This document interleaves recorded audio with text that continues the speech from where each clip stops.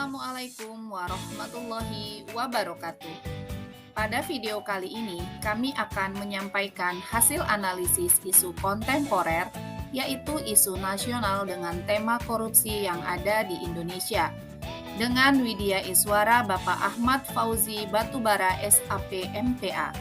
Kami dari kelompok kecil 1, teman saya Indah Wahyuni Lubis, saya Indra Yasinta Oktavia Marpaung, dan Irham Imani Harahap, peserta Latsar CPNS yang diselenggarakan oleh BPSDM Sumatera Utara tahun 2022.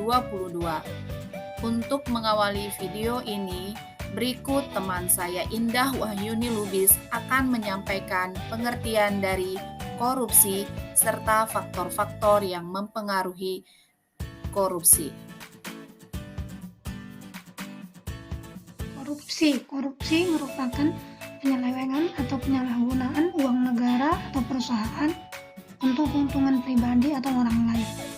Pada dasarnya, sebab manusia terdorong untuk melakukan korupsi antara lain faktor individu. 1. Sifat tamak. 2. Moral yang lemah menghadapi godaan. Dan 3. Gaya hidup konsumtif. Faktor lingkungan. 1. Aspek sikap masyarakat terhadap korupsi. Sikap masyarakat yang berpotensi menyuburkan tindak korupsi diantaranya masyarakat menghargai seseorang karena kekayaan yang dimilikinya. Masyarakat kurang menyadari bahwa korban utama korupsi. Masyarakat kurang menyadari bila dirinya terlibat korupsi. Dan yang terakhir, masyarakat kurang menyadari bahwa korupsi akan bisa dicegah dan diberantas dengan peran aktif masyarakat.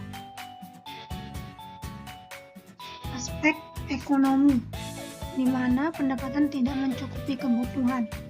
Yang ketiga, aspek politis, instabilitas politik, kepentingan politis, meraih dan mempertahankan kekuasaan sangat potensi menyebabkan perilaku korupsi. Yang keempat, aspek organisasi, yaitu A. Sikap keteladanan pimpinan mempunyai pengaruh penting bagi bawahannya. B. Kultur organisasi punya pengaruh kuat terhadap anggotanya.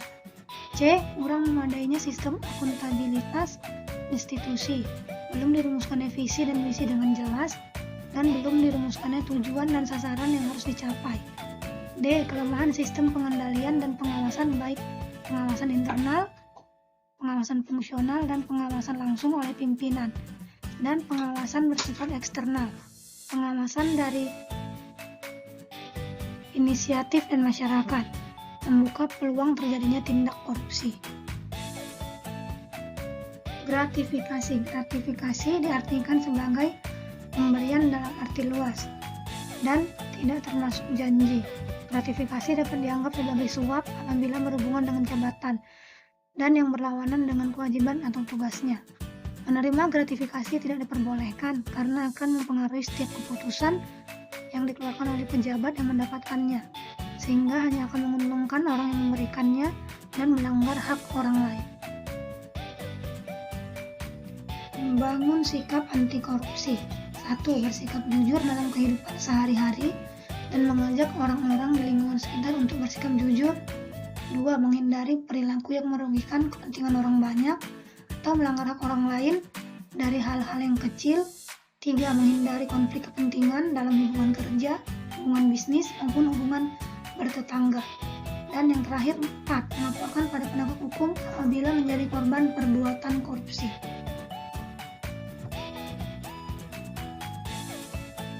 Baik, saya akan melanjutkan pemaparan dari teman saya Indah. Sampai saat ini sudah banyak sekali kasus korupsi yang terjadi di Indonesia. Tidak hanya di lingkungan atas atau pejabat negara di tingkat pusat, akan tetapi sampai kepada elemen terkecil di masyarakat. Salah satu contohnya adalah kasus korupsi yang menjerat Juliari Batubara, mantan Menteri Sosial dalam kasus bansos COVID-19. Ia dinyatakan bersalah oleh Hakim M. Damis, dan ini tentunya sangat miris sekali, di mana pejabat yang seharusnya melindungi, menjaga, dan menyalurkan dana bansos dengan baik malah memasukkan ke kantong pribadi.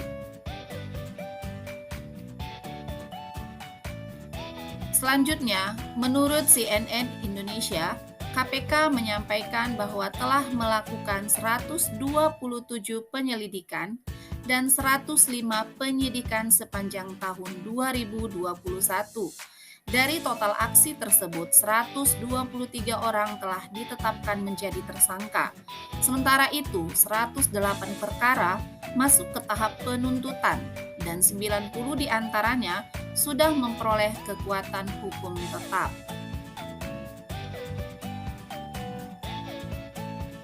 Berikut ini adalah jumlah tindak pidana korupsi berdasarkan instansi.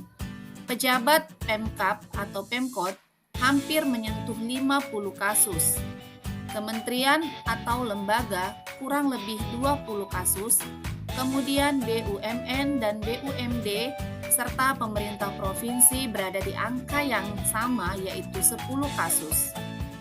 Dari diagram tersebut dapat disimpulkan bahwa sampai November 2021 praktik korupsi masih tetap ada di Indonesia. Selanjutnya ini adalah diagram angka penindakan kasus korupsi yang dihimpun oleh Tempo. Kasus korupsi mengalami peningkatan dari tahun 2020 sebanyak 40 kasus di tahun 2021. Berikutnya adalah nilai kerugian negara akibat korupsi. Tahun 2019 sejumlah 6,925 triliun rupiah mengalami kenaikan pada tahun 2020 menjadi 18,73 triliun rupiah dan naik lagi pada tahun 2021 menjadi 26,83 triliun. Tindakan korupsi ini sangat merugikan negara. Dalam menganalisis isu, kita dapat menggunakan teknik-teknik agar mendapatkan pemecahan dari isu tersebut. Pertama sekali, kita melakukan pra-analisis dengan teknik scan isu. Teknik ini mengelompokkan berbagai pihak dalam beberapa elemen, yaitu pemerintah, dunia pendidikan, dunia usaha, komunitas masyarakat, dan media. Pra-analisis isu korupsi teknik isu scan yang pertama, pemerintah.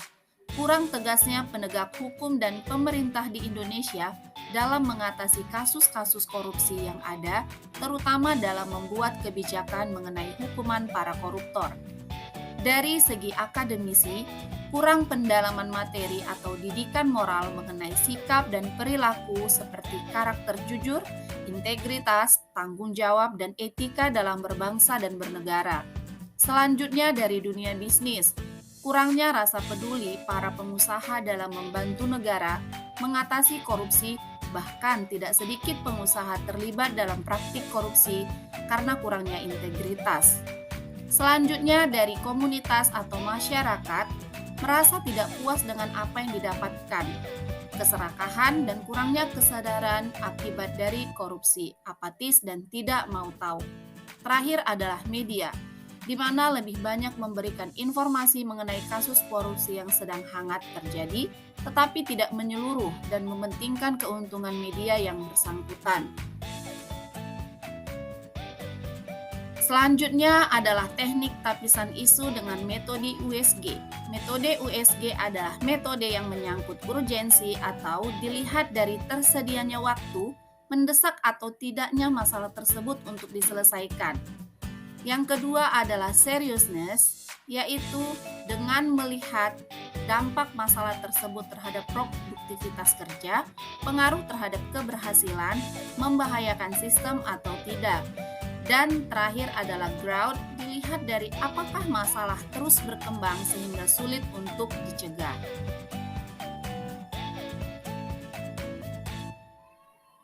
Pemecahan isu korupsi dengan teknik USG. Tabel ini adalah tabel USG yang menggunakan skala 1 sampai 5. Isu yang dijabarkan ada 5. Untuk selanjutnya, isu mana yang segera harus diselesaikan? Isu yang memiliki skor tertinggi adalah isu yang sangat mendesak. Dari tabel tersebut, Isu yang memiliki skor tertinggi adalah kurang tegasnya pemerintah dan penegak hukum di Indonesia dalam mengatasi kasus korupsi yang ada, terutama dalam membuat kebijakan mengenai hukuman para koruptor.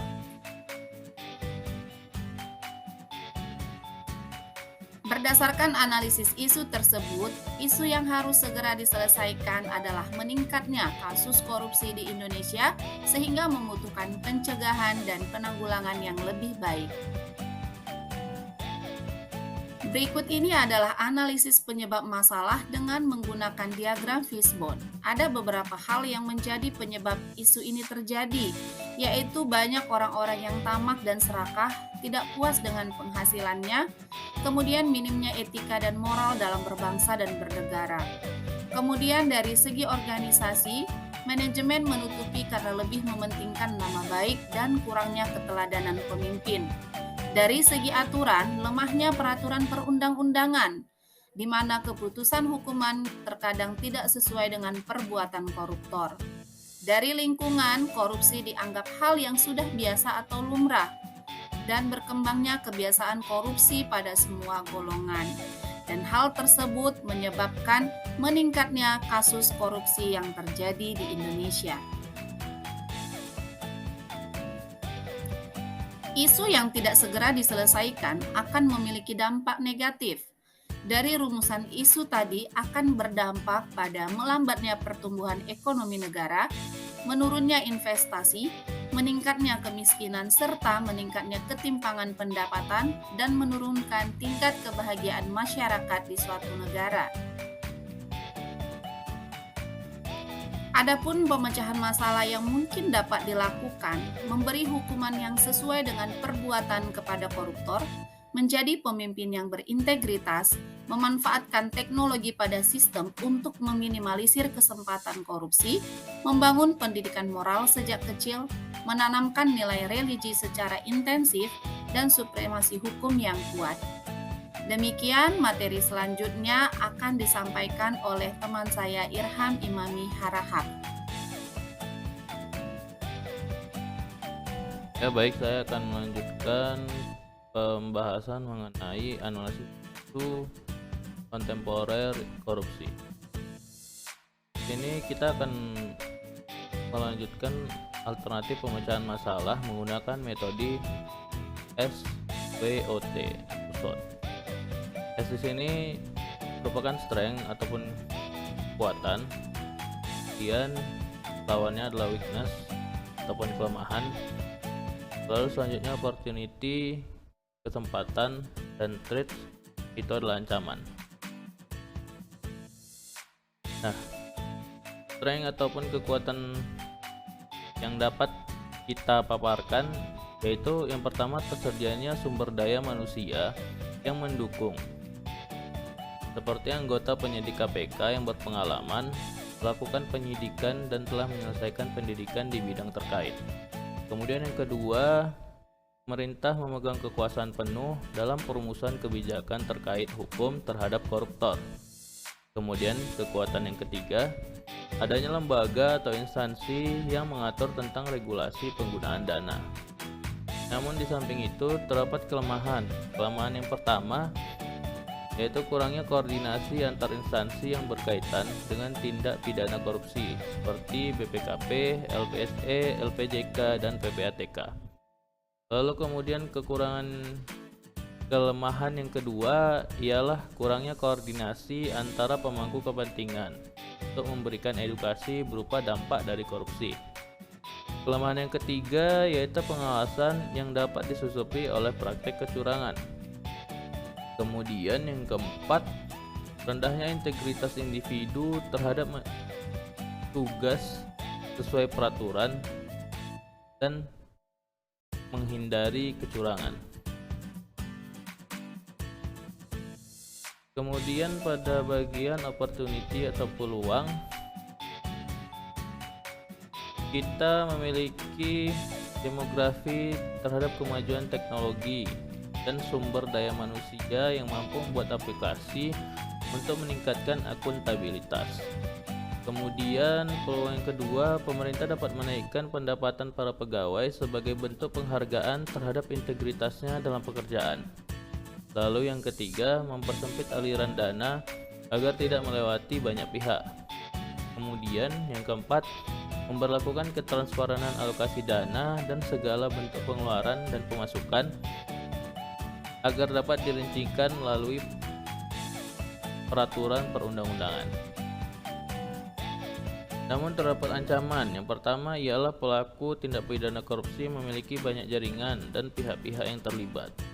Kemudian ancaman yang kedua, kekuasaan seseorang atau kelompok terhadap penggunaan dana terlalu leluasa. Lalu ancaman yang ketiga, tuntutan kebutuhan tersier yang sangat tinggi dan perilaku memperkaya diri belum dapat diatasi. Kami menyimpulkan rekomendasi penyelesaian menggunakan metode SWOT. Yang pertama melalui strength dan opportunity, yaitu pemanfaatan sarana dan prasarana untuk melakukan penyelidikan terhadap tindak pidana korupsi secara maksimal. Kemudian, pemanfaatan teknologi untuk membuat ketransparanan dalam transaksi sehingga meminimalisir kekurangan. Untuk menghadapi kelemahan atau ancaman, kita dapat meningkatkan hubungan antar instansi terkait agar mempermudah dan mempercepat penyidikan. Kemudian, peningkatan sumber daya manusia yang lebih baik untuk meningkatkan kualitas kerja dan integrasi pegawai.